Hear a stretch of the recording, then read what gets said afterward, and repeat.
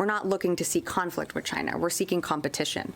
And we can do that strategically, we can do that safely, and we can do that with our partners and allies in the region and all around the world.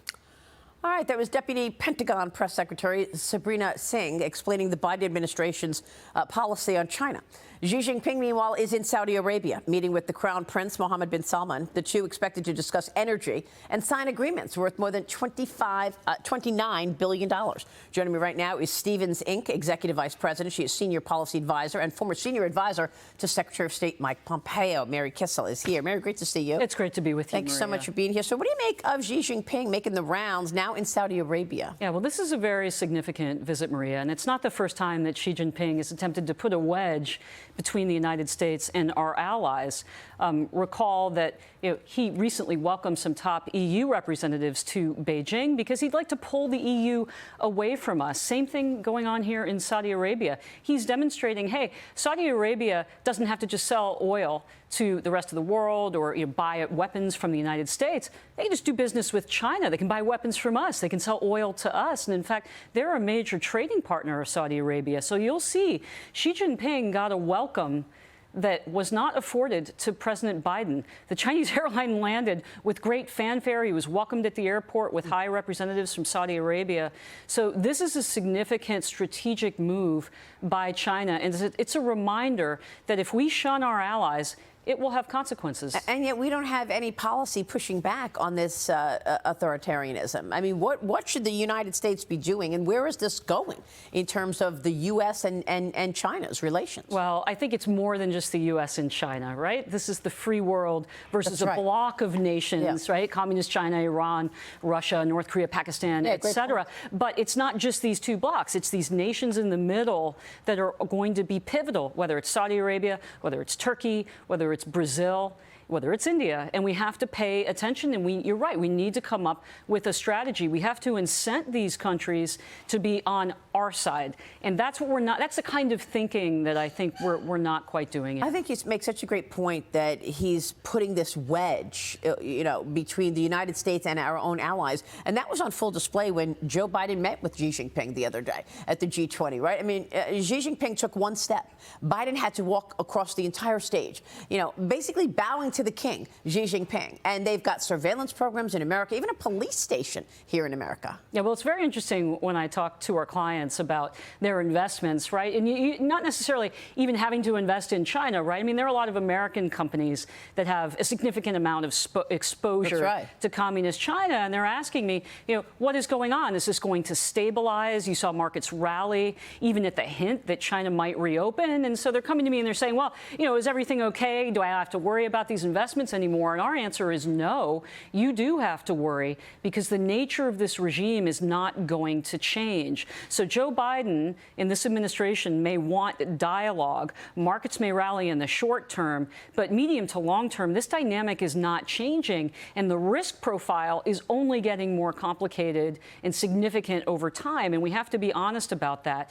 So you've got people looking at, different plays. They're looking at, the reshoring to Mexico, looking at companies that facilitate that. They're looking at energy companies that are going to supply Europe as Europe goes to look for other sources of energy that don't come from Russia. But I think this Xi visit is quite significant, Maria. I think it's a dynamic and a sign that we are in an era that there's no turning back from. This is not the 9/11 era. This is not the Cold War. This is something very different. This is incredible. Meanwhile, there's this surveillance on American citizens via TikTok. The negotiations between TikTok and the government delayed, they tell us, over national security concerns. Indiana, the AG in Indiana now suing TikTok, accusing the company of targeting minors with adult content, as well as surveillance programs in place. State Attorney General Todd Rokita writes this: TikTok is actively exposing our children to drug use, alcohol abuse, profanity, and sexual explicit material at a young age. This is part of the suit. The other part is the fact that it is, getting all of this information on minors.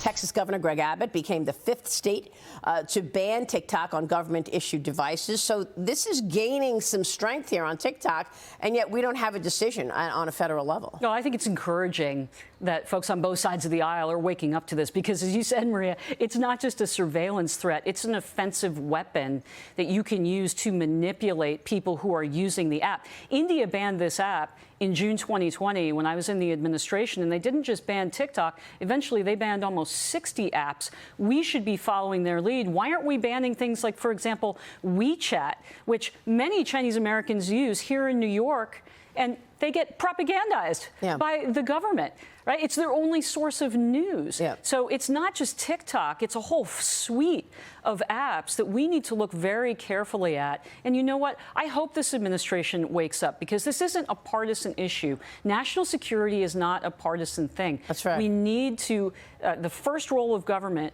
is the security of its citizens. And looking at things like this where, economic innovation is now becoming a military, a national security issue.